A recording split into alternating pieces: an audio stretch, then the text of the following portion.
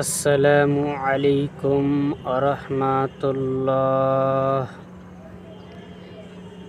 উসমান রাদিয়াল্লাহু তাআলা আনহু হতে বর্ণিত, তিনি বলেন, রাসূল সাল্লাল্লাহু আলাইহি ওয়াসাল্লাম বলেছেন, ইজতানিবুল খামরা, তোমরা মদ থেকে বেঁচে থাকো, ফাইন্নাহা উম্মুল খাবাইস, কেননা মদ হচ্ছে অশ্লীল কর্মের মূল।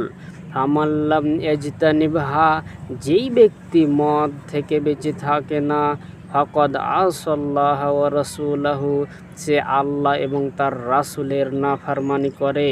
ওয়াস্তাহাক্কাল আযাবা বিমাসিয়াতিল্লাহি ওয়া রাসূলিহি, এবং আল্লাহ এবং তার রাসূলের নাফরমানি করার কারণে সে শাস্তির হকদার হয়। আল্লাহ তাআলা বলেন, ওয়ামান ইয়াসিল্লাহা ওয়া রাসূলাহু, যেই ব্যক্তি আল্লাহ এবং তার রাসূলের নাফরমানি করে, ওয়ায়াতাআদ্দা হুদুদাহু, এবং তার সীমা লঙ্ঘন করে, ইউদখিলহু নারান খালিদান ফিহা, আল্লাহ তাআলা তাকে এমন জাহান্নামে প্রবেশ করাবেন যেখানে সে চিরকাল থাকবে। ওয়ালাহু আযাবুম মুহিন, এবং তার জন্য রয়েছে অপমানজনক শাস্তি। অত্র হাদিস দ্বারা বোঝা গেল যে নেশাদার দ্রব্য বা মদ পান করা যাবে না। নেশাদার দ্রব্য বা মদ পান করা হতে আমাদেরকে বেঁচে থাকতে হবে, কারণ নেশাদার দ্রব্য বা মদ পান করলে আল্লাহ এবং তার রাসূলের নাফরমানি করা হয়, আর আল্লাহ এবং তার রাসূলের নাফরমানি করার কারণে জাহান্নামে যেতে হবে।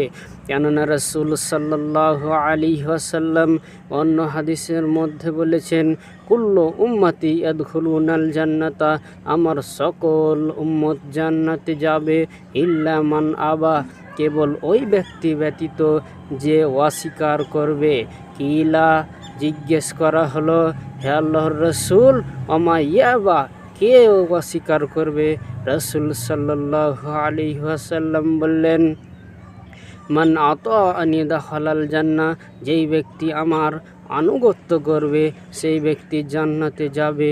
ওমান আসানি ফাকাদ আবা, আর যেই ব্যক্তি আমার অবাধ্যতা করবে, যেই ব্যক্তি আমার নাফরমানি করবে, সেই ব্যক্তি অস্বীকার করবে।